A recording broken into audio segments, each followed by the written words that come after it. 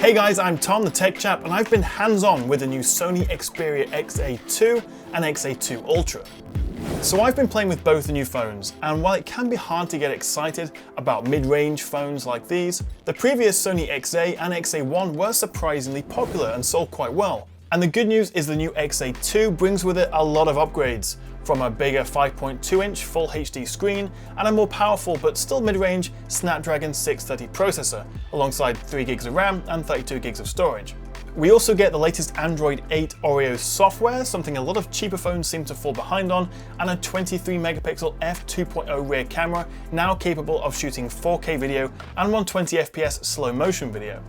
Design-wise though, not much has changed here. At just under 10mm thick and weighing 171 grams, it does feel quite bulky and heavy. Although a little bit slimmer, it's still got fairly chunky bezels at the top and bottom as well, so overall it just feels a little bit bigger than you'd expect. It also lacks any sort of water resistance, which is disappointing, but on the plus side, you do get a super fast fingerprint reader on the back, and that all too elusive these days 3.5mm headphone jack on the top. So it may look a little pedestrian on the outside, but first impressions of actually using the XA2 are very good. The old 720p resolution has been bumped up to 1080p, which looks sharper, brighter, and more vibrant than ever. And it's a good size at 5.2 inches, so it's still relatively easy to use one-handed.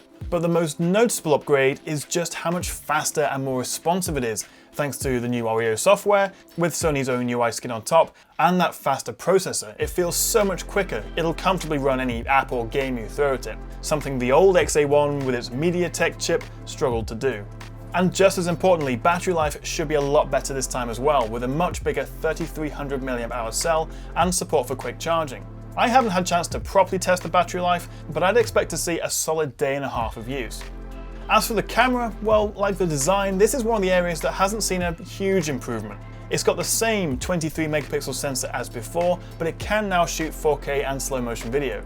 So like most mid-range phones, don't expect the camera to blow you away, although the 8MP front camera has a 120° super wide angle lens, so it's much easier to fit you and your mates in the frame.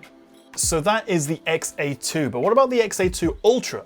Well, the Ultra is largely the same, aside from offering a bigger 6-inch screen. It's got the same Full HD resolution, same 630 processor, a slightly bigger battery, and it boasts an extra gig of RAM. But the Ultra does have an ace up its sleeve, boasting dual front-facing cameras, with the main 16MP camera offering OIS for more stable selfies and vlogs, and the second 8MP camera giving you a wider 120° field of view, and even a flash for low-light photos.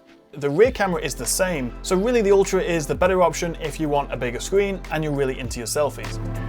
So both phones will start shipping in February, with pricing around £300 for the XA2 and a little under $400 for the Ultra.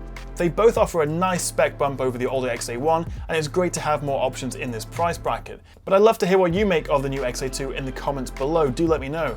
Thank you very much for watching, guys. Click that like and subscribe button if you enjoyed this video. And a big thanks to eBuyer.com and Corsair for sponsoring my CES trip. And I'll see you guys next time right here on the Tech Chat.